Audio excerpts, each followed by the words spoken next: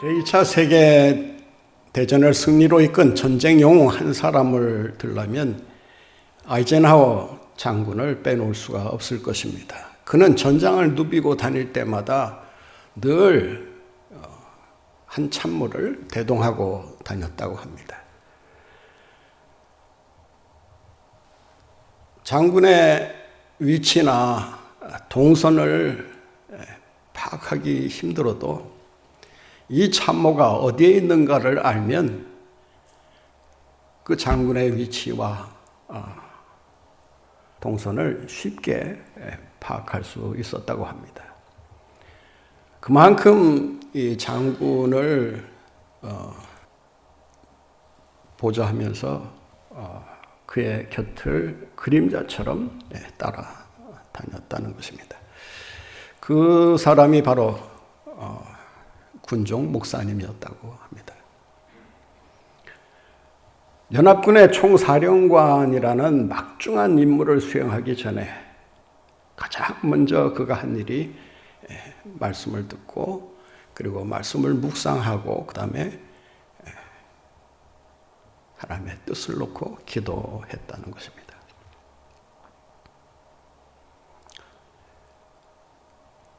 중대한 결단을 내려야 할 때, 그리고 위기의 순간이 찾아올 때, 그는 언제나 묵상하는 말씀을 붙들었다고 합니다. 그 말씀이 스가랴 4장 6절 말씀입니다. 그가 내게 일러 이르시되 여호와께서 스룹바벨에게 하신 말씀이 이러하니라. 만군의 여호와께서 말씀하시니라. 이는 힘으로도 되지 아니하고 능으로도 되지 아니하지만 오직 나의 신으로 되느니라. 전쟁의 승패가 인간의 지혜와 전술 능력에 달려있는 것이 아니라 하나님께서 도와주셔야만 승리할 수 있다는 것을 그는 자신의 삶을 통해 증거했다고 합니다. 그의 자서전을 보게 되면 하나님의 도움에 의해서 승리한 그 전쟁들을 열거하고 있습니다. 히틀러의 나치주의와 무솔리니의 파시즘을 섬멸할 수 있었던 그 결정적인 힘은 어디에서부터 왔느냐라고 할 때 그는 이렇게 결론을 내립니다. 묵상의 힘이었다라고 하는 것입니다. 오늘 본문 말씀을 보면 묵상의 힘을 가지고 살아가는 것이 얼마나 중요한가를 가르쳐주고 있습니다. 시편 1편 말씀을 관통하는 하나의 핵심 단어를 찾아내려면 묵상이라는 말입니다. 본문 말씀 2절을 한번 같이 보겠습니다. 오직 여호와의 율법을 즐거워하여 그의 율법을 주야로 어떻게 하는 자다? 묵상하는 자로다. 복 있는 사람이 누구냐? 이 세상에서 잘되고 떵떵거리며 사는 사람이 아니라 주의 말씀을 주야로 묵상하는 자가 행복한 사람이요, 성공하는 사람이요, 형통한 은혜를 누리며 살아갈 수 있는 사람이라고 하는 것입니다.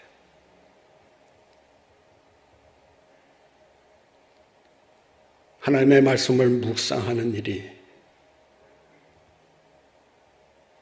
도대체 무엇이길래 그런 힘을 공급받을 수 있는 것인가?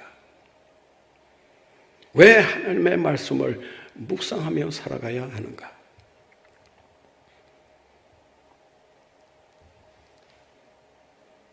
하나님의 말씀을 묵상할 때 우리에게 주어지는 은사가 있습니다.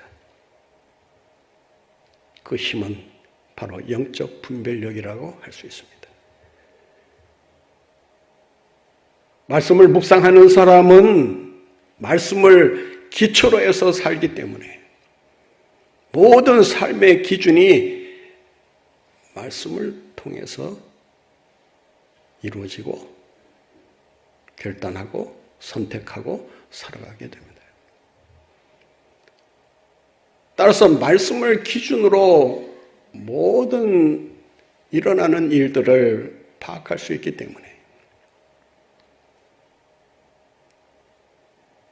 영적 분별력을 가지고 하나님이 기뻐하시는 일이 무엇인가를 알고 그 기뻐하시는 일을 위해 살아가게 됩니다. 분별력이라고 하는 것은 이 혼란의 시대를 살아가는 우리들에게 있어서 더없이 중요한 은사 중에 은사라고 할 수 있습니다. 우리가 이 시대를 정말 능력 있게 성공적으로 살아가려고 한다면 하나님께 여러분이 구해야 할 기도 제목 가운데 영적 분별력을 달라고 하는 기도를 결코 놓쳐서는 안 된다는 것입니다. 영적 분별력이 있느냐 없느냐에 따라서 그의 인생이 망하는 길로 가느냐 아니면 흥하는 길로 가느냐 성공하는 길로 가느냐 실패하는 길로 가느냐가 결정이 나는 것입니다. 그 흐름을 분별하는 일, 참과 거짓을 분별하는 일, 선과 악을 분별하고 살아갈 수 있는 것이야말로 우리의 삶을 보다 성공적으로 살아갈 수 있게 해주는 그런 힘이 된다는 것을 알아야 합니다. 오늘 본문 말씀에 보면 말씀을 묵상하는 사람은 그 말씀을 통해서 세 가지를 분별할 줄 알아야 한다고 말합니다.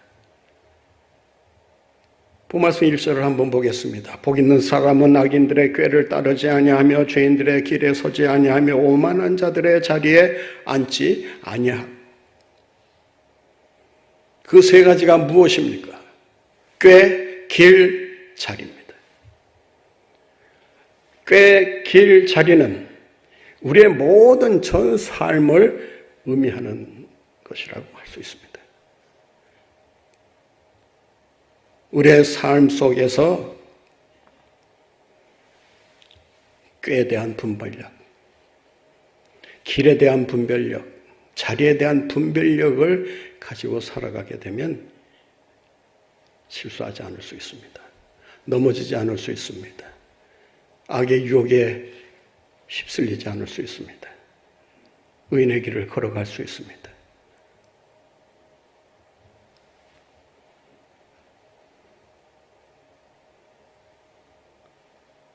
악인의 꾀, 죄인들의 길, 오만한 자의 자리. 여러분은 이 세 가지를 놓고 자신이 지금 행하고 있는 삶을 분별해 보시기 바랍니다. 어떤 꾀를 내고 있는가? 어떤 생각을 하고 있느냐? 그 말입니다. 어떤 계획을 지금 추진하고 있는가? 자신이 지금 뭘 하려고 하느냐? 그 생각이 무엇이냐라고 하는 것입니다. 길을 걷는다는 것은 죄된 삶이 깊어지면서 습관화되는 것을 말합니다. 그래서 그가 가는 길은 의인의 길하고는 전혀 다른 길을 갑니다. 그러나 의인의 길과 전혀 다른 망하는 길로 가면서도 그 길이 망하는 길이라는 것을 모르는 이유가 뭐냐? 영적 분별력이 없기 때문에 그렇다는 것입니다. 죄인과 악인을 그리고 의인을 구별할 때 영적 분별력이 있는가를 보면 쉽게 구분할 수가 있습니다. 오만한 자리에 앉아 있으면서도 그 자리가 얼마나 위험한 자리인지 그 사실을 잊어버리고 살아가고 있는 것입니다.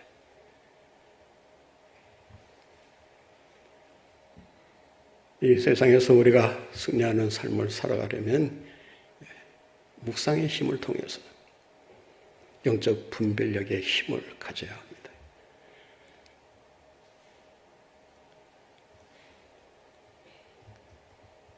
오늘날 코로나 시대 속에서 이 나라를 다스리는 자들이 행하고 있는 것을 살펴보면 그들이 내는 꾀, 그들이 가고자 하는 길, 그리고 그들이 앉아있는 자리, 그것을 통해서 그들이 얼마나 위험한 짓을 하고 있는가를 영적인 눈으로 보게 됩니다.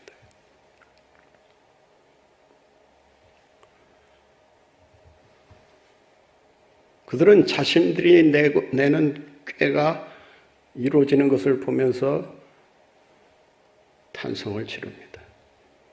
아, 우리의 꾀가 통하는구나. 그래서 더 교활한 꾀를 만들어냅니다.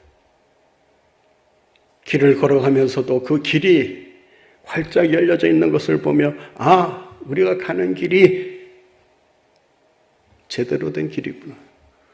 이 길로 가면 우리가 원하는 바를 얻을 수 있겠구나라는 생각을 강하게 가지고 있는 것입니다.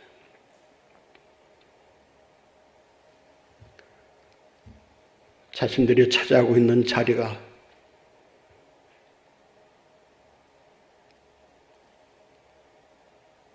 그 자리가 얼마나 중요한 자리인지,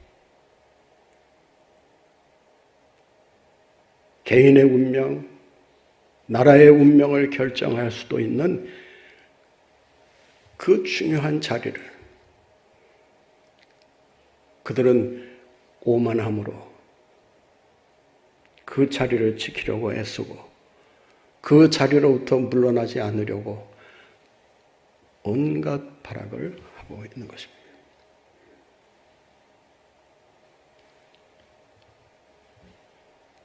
우리의 꾀가 잘못되었다면 그 꾀를 버리고 즉시 하나님의 선하신 뜻을 쫓아 살기 위해 힘써야 합니다. 우리의 가는 길이 죄의 길이라면 그 길에서 당장 돌이켜야 합니다. 우리가 앉아있는 자리가 오만한 자의 자리라면 오만함을 던져버리고 하나님 앞에 겸손히 엎드릴 수 있어야 합니다.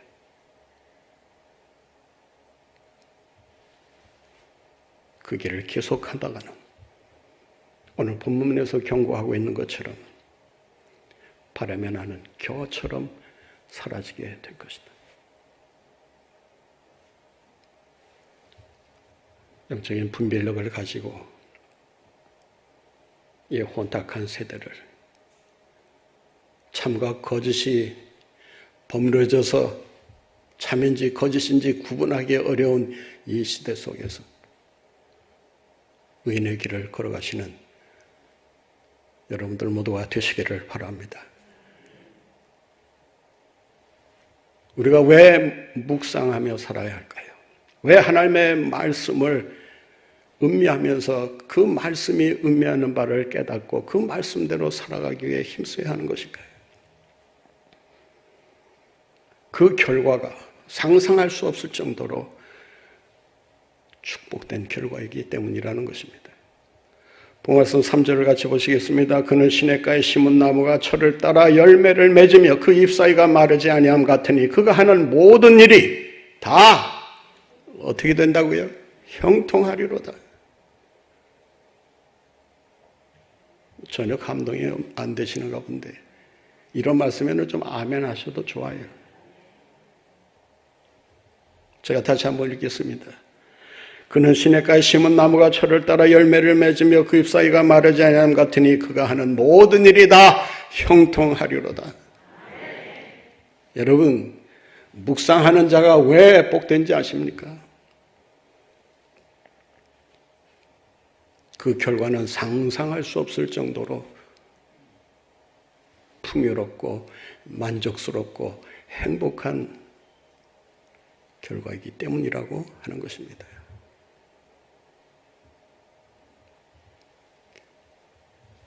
본 말씀을 원어로 보면 흥미로운 사실을 발견하게 됩니다. 우리 번역된 말씀만 가지고는 조금 그 의미를 해석하자면 좀 설명을 해야 할 필요가 있습니다. 의인의 길과 악인의 길은 서로 다른 경로를 따라서 간다는 것입니다. 중요한 것은 악이들은 번성으로 시작해서 바람에 나는 겨처럼 보잘것없는 그런 결과를 맞이하게 된다는 것입니다.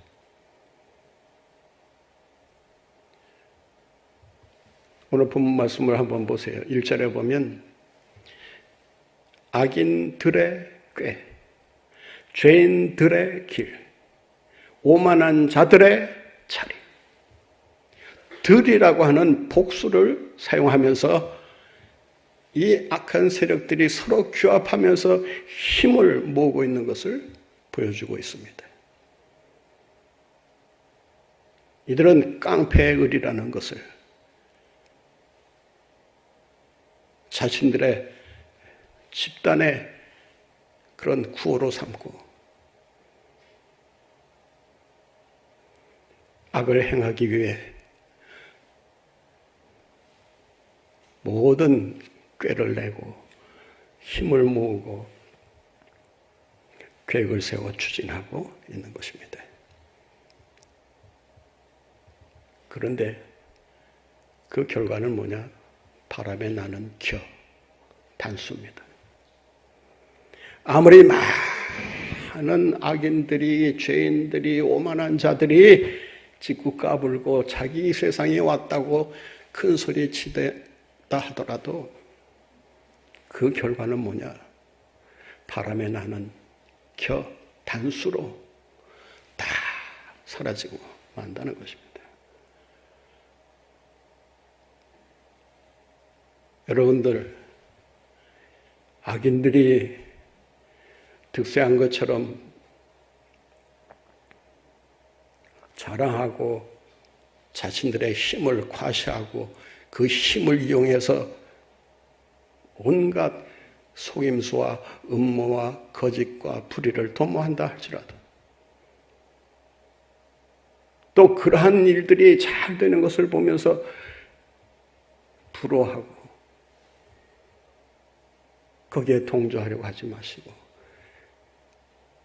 그 결과가 얼마나 초라하고 비참하게 끝날 것인가를 내다보면서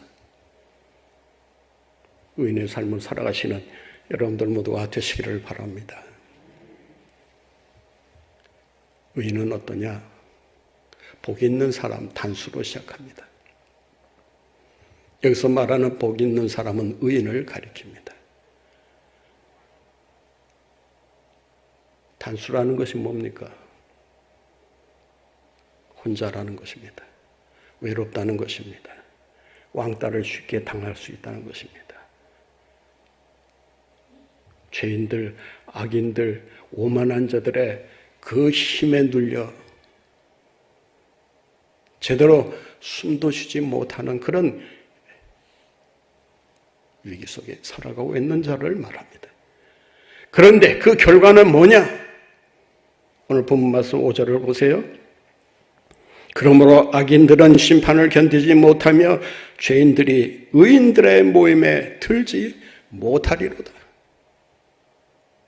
6절 보세요. 무릇 의인들의 길은 여호와께서 인정하시나 악인들의 길은 망하리로다.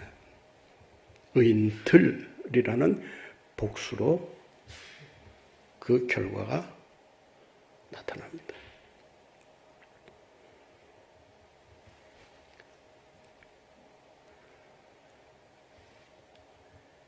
묵상하는 사람은 의인의 삶을 사는 사람들이기 때문에 하나님께서 그 결말을 풍성케 하신다는 것을 기억하시고 묵상에 힘을 힘입고 이 세상에서 승리하시면 여러분들 모두가 되시기를 바랍니다. 왜 우리가 묵상하며 살아야 할까요? 오늘 본문 말씀 4절을 같이 봅니다. 본문 말씀 3절 말씀입니다. 그는 시냇가에 심은 나무가, 시냇가에 심은 나무가 지금 어디에 심겨졌어요? 시냇가에 심겨졌다는 것입니다. 나무에게 있어서 시냇가는 생존과 직결되는, 없어서는 안 될 필수 불가결한 것이라고 할 수 있습니다. 나무의 출신이 뭐냐, 그 중요한 거 아닙니다. 어느 집안에서 태어났느냐 중요하지 않습니다. 다른 사람과 달리 어떤 능력을 갖고 있느냐, 지식을 갖고 있느냐, 탤런트를 갖고 있느냐 중요하지 않습니다.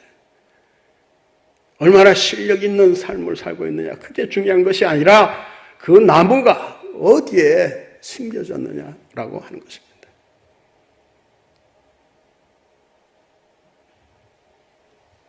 아무리 그 나무의 출신이 화려하고 굉장하다 한다 하더라도 시냇가에 심겨 있지 않으면 그 나무는 죽은 나무와 다를 바가 없습니다. 시간 문제지 불행의 몫은 그 나무에게 돌아올 수밖에 없다는 것입니다. 여기서 말하는 시냇가는 자연적으로 형성된 시냇가를 말하지 않습니다. 히브리어 원어를 보면 펠레그라고 해서 사람들이 그 나무를 키우기 위해서 그 나무 수로를 만들어 물을 끌어오는 것을 말합니다. 인공적으로 만든 시냇가이긴 하지만 이 시냇가가 자연적으로 형성된 시냇가보다 더 뛰어난 것이 뭔지 아십니까? 자연적으로 형성된 시냇가들이 가뭄이 들 때 인공적으로 만든 수로는 그 물길이 원천에 닿아 있기 때문에 계속해서 물이 흘러올 수 있다는 것입니다.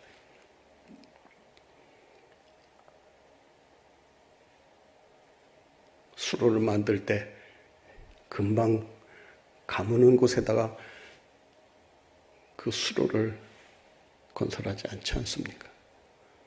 원천의 수로를 건설하는 것처럼 우리가 말씀에 깊이 뿌리를 내리면 흔들리지 않고 요동하지 않고 철따라 열매를 맺으며 사시사철 푸르름을 자랑하며 형통한 삶을 살아갈 수 있게 되는 줄로 믿습니다. 그 나무가 보잘것없어도 시냇가에, 말씀의 시냇가에 심겨져 있기만 하면 그 말씀을 통해서 계속적으로 영양분을 공급해 주기 때문에 그 나무는 성공할 수밖에 없는 것입니다. 형통할 수밖에 없는 것입니다. 그 나무가 잘나서가 아니라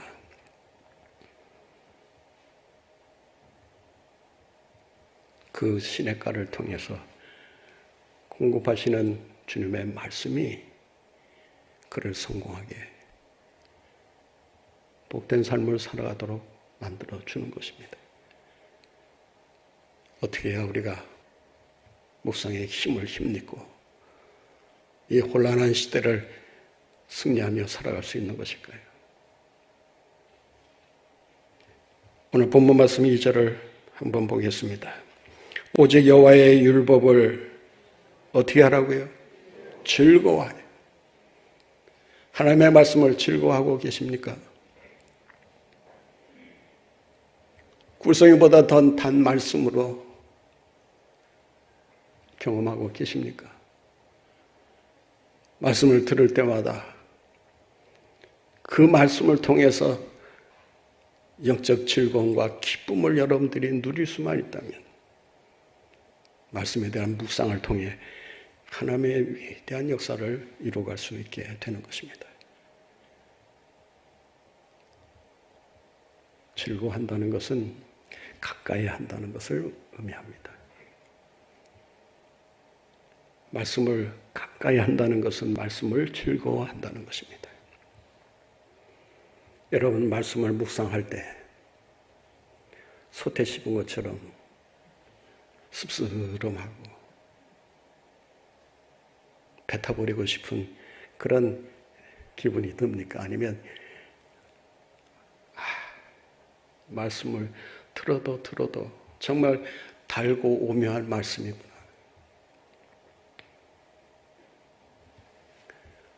여러분이 주님의 말씀을 들을 때 그리고 주님의 말씀을 묵상할 때 말씀의 꿀이 여러분의 영혼을 사로잡고 그 말씀을 통한 하나님의 능력과 힘을 힘입어 말씀으로 승리하는 여러분들 모두가 되시기를 바랍니다. 우리가 어떻게 말씀을 묵상하고 그 말씀을 따라서 순종하며 살아갈 수 있을까요? 오늘 본문 말씀을 다시 보겠습니다. 그의 율법을 주야로 묵상하는 자로다. 주야로 묵상하는 자로다. 주야로 묵상하라고 했으니까 몇 번 하라는 거예요? 주에 한 번, 야에 한 번, 2번 하라는 겁니까? 주야라고 하는 말은 히브리어 용법을 빌리면 관용적인 표현입니다. 매일 매 순간 끊임없이 말씀을 묵상하라는 것입니다. 주야로 묵상하라는 것은 숫자를 말하는 거 아닙니다. 몇 번 하라는 것이 아니라 주가 되었든 야가 되었든 주는 주대로 야는 야대로 하나님의 말씀을 묵상하면서 그 말씀대로 순종하며 살아가라는 것입니다. 이 말씀을 히브리어적으로 해석하면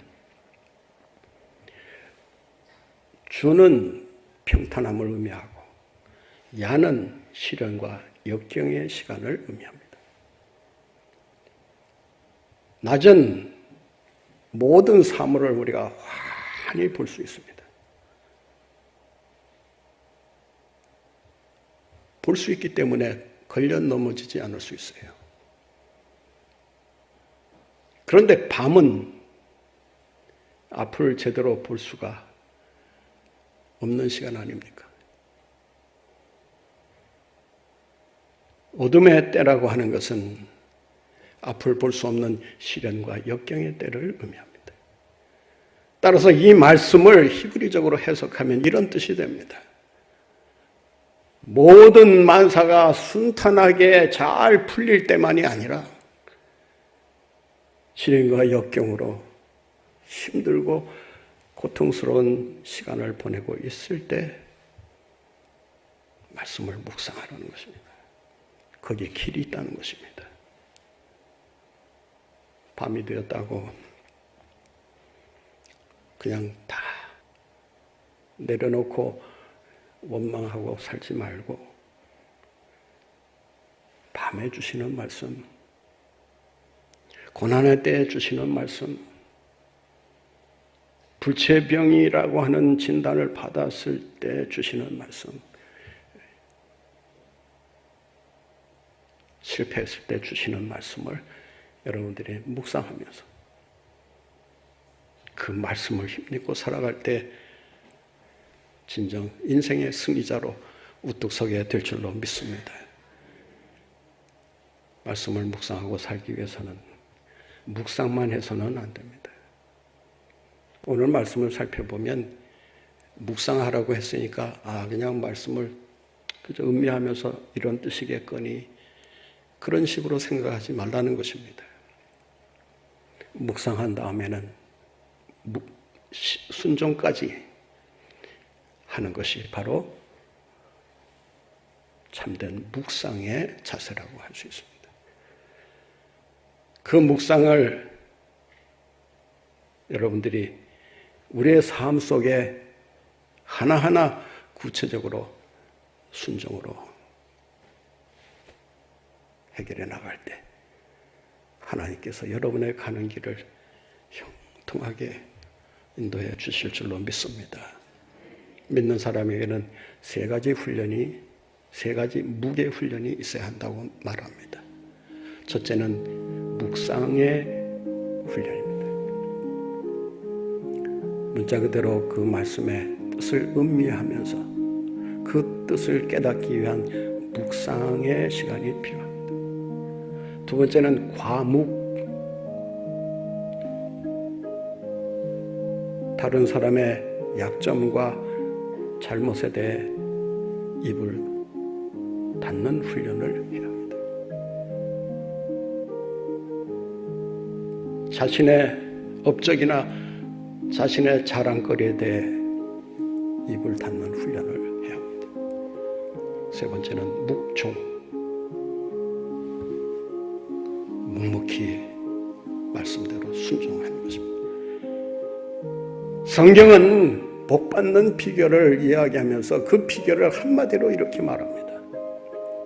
내 말을 듣고 순종하라는 것입니다.